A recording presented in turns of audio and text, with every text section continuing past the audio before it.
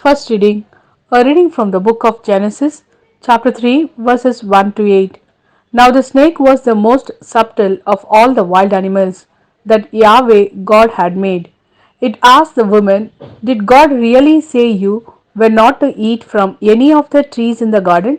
The woman answered the snake, we may eat the fruit of the trees in the garden, but of the fruit of the tree in the middle of the garden, God said, you must not eat it, nor touch it, under pain of death. Then the snake said to the woman, no, you will not die. God knows, in fact, that the day you eat it, your eyes will be open and you will be like gods, knowing good from evil. The woman saw that the tree was good to eat and pleasing to the eyes, and that it was enticing for the wisdom that it could give. So she took some of its fruit and ate it. She also gave some to her husband who was with her, and he ate it. Then the eyes of both of them were opened, and they realized that they were naked. So they sewed fig trees together to make themselves linen clothes.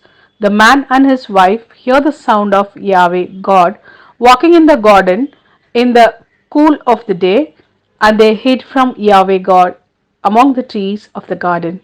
This is the word of Lord. Thanks be to God.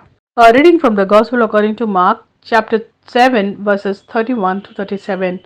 Returning from the territory of Tyre, he went by way of Sidon towards the lake of Galilee, right through the Decapolis territory. And they brought him a deaf man who had an impediment in his speech, and they asked him to lay his hand on him. He took him aside to be by themselves, away from the crowd, put his fingers into the man's ears, and touched his tongue with spittle. Then, looking up to the heaven, he signed, and he said to him, Ephphatha, that is, be open. And his ears were open.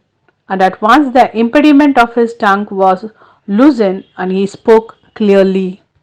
And Jesus ordered them to tell no one about it, but the more he insisted, the more widely they proclaimed it. Their admiration was unbounded, and they said, everything he does is good. He makes the deaf hear and the dumb speak.